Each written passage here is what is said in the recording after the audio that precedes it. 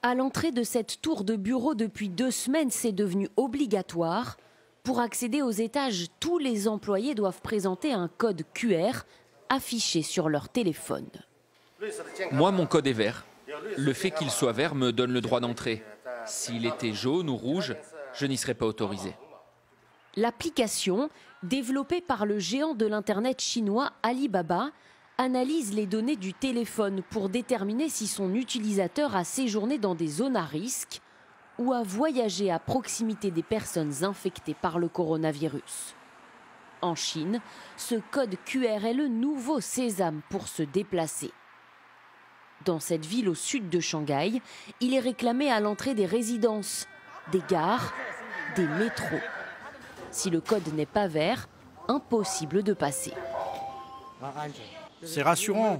Sans ce code, impossible de savoir si les gens qui prennent le métro ou le bus sont en bonne santé. Je pense que ce code va vraiment permettre d'améliorer la situation. Partout en Chine, des outils high-tech ont été déployés pour freiner l'épidémie.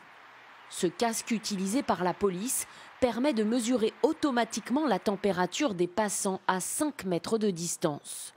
Dans le sud du pays, des drones s'approchent des voitures pour que les passagers scannent un code qui enregistre leur déplacement.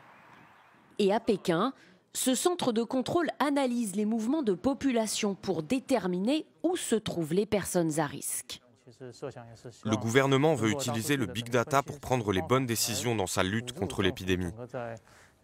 Cela apporte des informations précises et efficaces.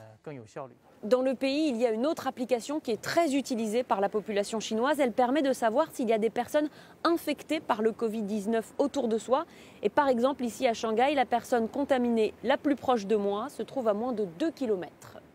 Ces outils serviraient aussi l'appareil de surveillance du régime. C'est ce qu'assure ce journaliste américain. Il a mené une enquête sur les données personnelles recueillies par l'application.